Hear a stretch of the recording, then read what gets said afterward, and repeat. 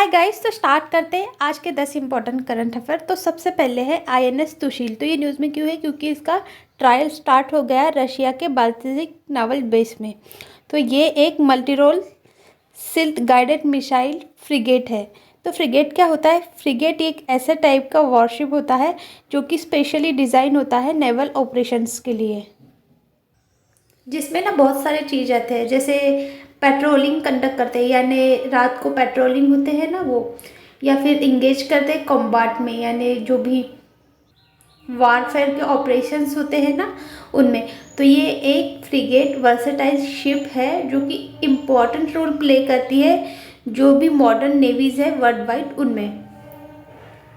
ये देखिए, ये फ्रिगेट ये काइंड ऑफ शिप जो नेवल ऑपरेशंस में काम आती है, इसे ही फ्रिगेट बोलते हैं। सो नेक्स्ट है हमारा रूटैग इनिशिएटिव। तो इसकी फर्स्ट मीटिंग हुई है अभी कश्मीर में, इसलिए ये न्यूज़ में है। तो इसका फुल फॉर्म है rural technology action group project 2.0। तो ये इनिशिएटिव है प्रिंसिपल साइंटिफिक एडवाइज़र का, जो कि स्टार्ट हुआ था 2004 में, जो कि आता है गवर्नमेंट ऑफ इंडिया के अंदर।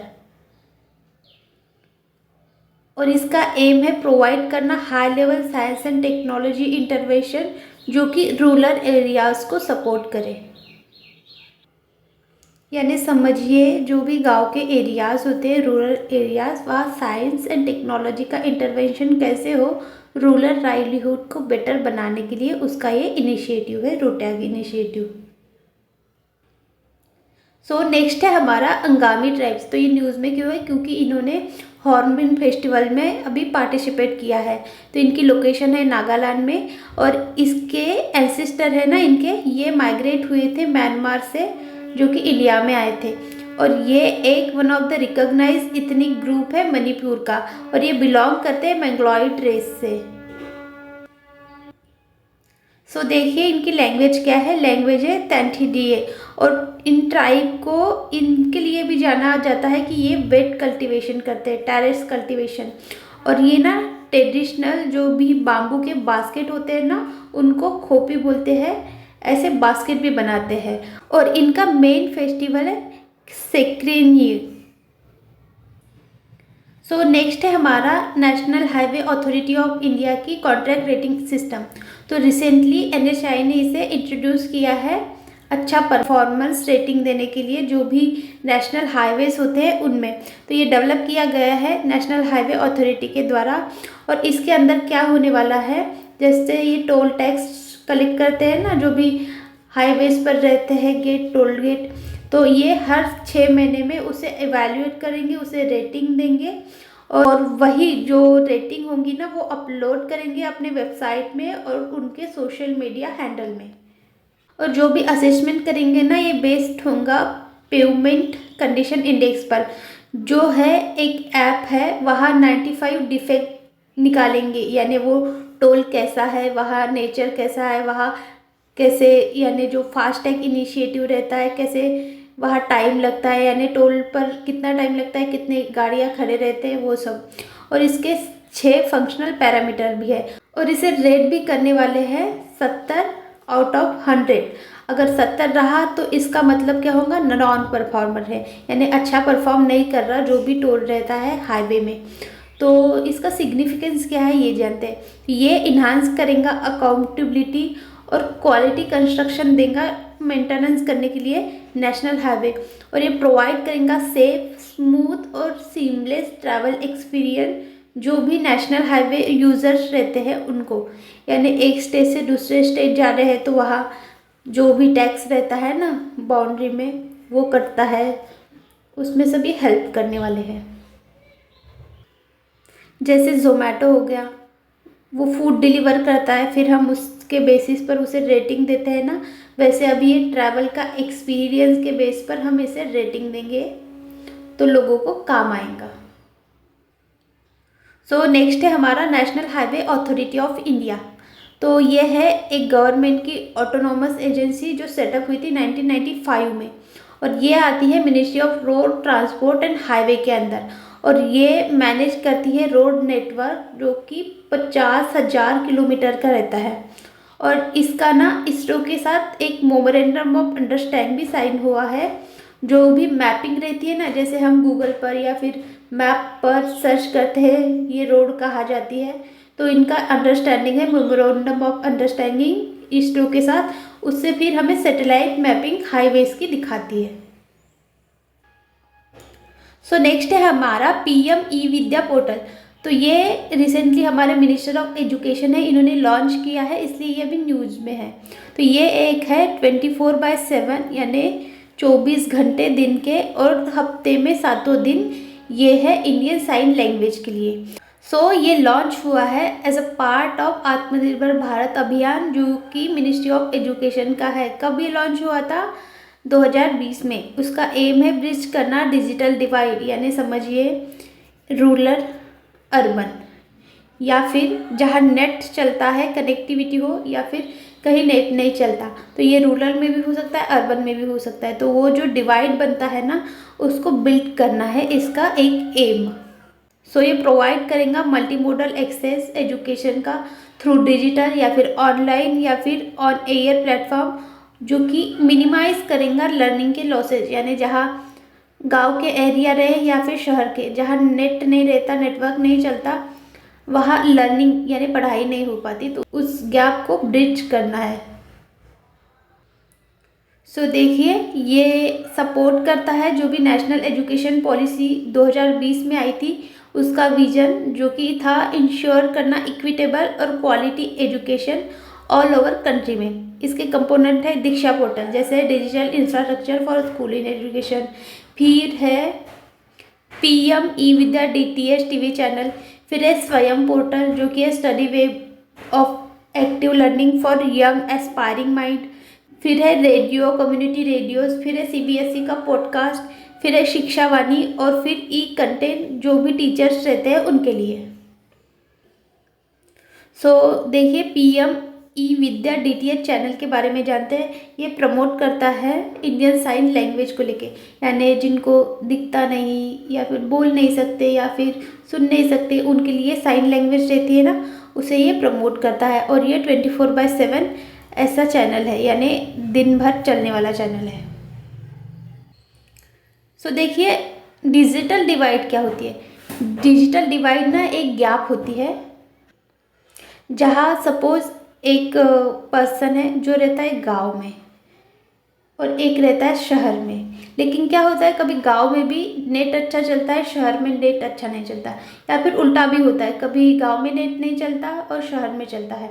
तो ये जो गैप बन जाती है ना, उस गैप को ही बोलते हैं हम डिजिटल डिवाइड, जो कि अफेक्ट करती है सभी जनरेशन को, रूरल के रहे या फिर अर्बन के रहे, और उससे wide variety of industry sector में भी अफेक्ट पड़ता है। सो नेक्स्ट है हमारा कोपर्निकस प्रोग्राम। तो इसका 3rd सैटेलाइट अभी लॉन्च हुई है फ्रेंच गुआना से। तो ये क्या है, ये डेडिकेटेड सैटेलाइट है जो कि अर्थ ऑब्जर्वेशन के लिए काम करती है, और ये लॉन्च किया गया है यूरोपियन यूनियन स्पेस प्रोग्राम के अंडर में। सो अर्थ ऑब्जर्वेशन सैटेलाइट क्या होते हैं? ये ऐसे सैटेलाइट होते हैं जो कि ऑब्जर्व करते हैं वेरियस फिनोमेना जो कि अर्थ में होते हैं, जैसे डिज़ास्टर आ गया, अर्थ में सडनली कोई चेंज आ गया, या फिर कुछ अलग फिनोमेना हो गया। जैसे दिवाली के टाइम में इंडिया पूरा ऊपर से कैसे दिखता है, लाइट लाइट दिखता है, तो ये सब अर्थ ऑब्जर्वेशन सैटेलाइट के कारण ही वो इमेज कैप्चर हो पाती है। उसे उसी सब सैटेलाइट को अर्थ ऑब्जर्वेशन सैटेलाइट बोलते हैं। सो नेक्स्ट है हमारा लिटिल गुल। तो ये अभी एनसीआर में पाई गई है, जो कि नेटिव है यूरेशिया रीजन की, यानी यूरोप और रशिया रीजन की ये नेटिव है। देखिए इतना अच्छा इधर का वातावरण छोड़ के ये एनसीआर के पॉल्यूशन खाने आई है, अलग ही बात है। तो जानते हैं लिटिल गुल के बारे में, इसे ना हाइड्रोकोलस माइन्यूटस भी बोलते हैं, जो कि एक स्मॉलेस्ट स्पीसीज है गुल का। गुल क्या होती है? ये एक शी बर्ड होती है, यानी समुद्र के आसपास पाई जाने वाली बर्ड होती है, जो कि बिलोंग करती है लैरिडे फैमिली से। और ये ब्रीड यानी अंडे कहाँ देती है? नॉर्दर्न यूरोप में या फिर पैलियार्टिक में, और इसका IUCN स्टेटस है लिस्ट कंसर्न। ये देखिए ये हो गई लिटिल गुल। सो नेक्स्ट है हमारा बिजनेस फॉर लैंड इनिशिएटिव। तो COP16 में अभी बोला गया है जो भी प्राइवेट सेक्टर है वो अपने कॉरपोरेट और फाइनेंशियल स्ट्रेटजी सस्टेनेबल मैनेजमेंट के द्वारा बनाए, यानी बिजनेस सस्टेनेबली करे कि इन्वायरमेंट को नुकसान ना हो। तो ये एक है United Nation Convention to Combat Desertification का एक मेन इनिशिएटिव जो कि इंगेज करता है जो भी प्राइवेट सेक्टर होते हैं उनको सस्टेनेबल लैंड और वाटर मैनेजमेंट करने के लिए। और इसका एम है 1.5 बिलियन हेक्टेयर लैंड रिस्टोर करना 2030 तक। जानते हैं United Nation Convention to Combat Desertification के बारे में। ये इस्टेब्लिश हुआ था 1994 में और प्रोटेक्ट और रिस्टोर करना था इसका एम लैंड को, और इंश्योर करना था सेफ और जस्ट मोर सस्टेनेबल फ्यूचर। और ये ओनली लीगली बाइंडिंग फ्रेमवर्क है जो कि एड्रेस करता है डिजर्टिफिकेशन और एफर्ट रहता है ड्रॉट को मैनेज करने में, यानी कहीं सूखा नहीं आना चाहिए और लैंड डिग्रेड नहीं होना चाहिए। और वैसे तो इसके 197 पार्टीज है जिसमें है 196 कंट्रीज और एक पूरा का पूरा यूरोपियन यूनियन। फिर जानते हैं लैंड डिग्रेडेशन न्यूट्रलिटी के बारे में।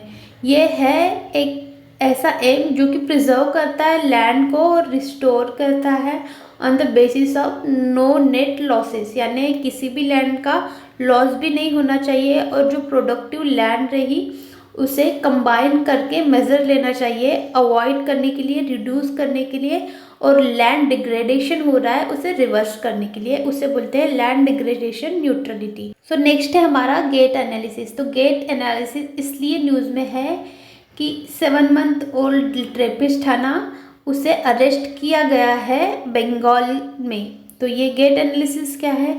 ये ऐसा असेसमेंट है जो कि बॉडी की मूवमेंट होती है ना, यूजुअली क्या होते हैं जैसे हम चल रहे हैं, दौड़ रहे हैं एक प्लेस से दूसरे प्लेस में, उसका असेसमेंट करता है और उसे ही हम गेट एनालिसिस बोलते हैं, जो कि डिटेक्ट करता है एबनॉर्मेलिटीज़ जो कि लोकोमोशन यानी चलने में आती है उसको। ये देखिए ये इंसान चल रहा है ना, तो इससे ही हम गेट एनालिसिस कर सकते हैं। नेक्स्ट और लास्ट है हमारा मुल्ला पेरियार डैम।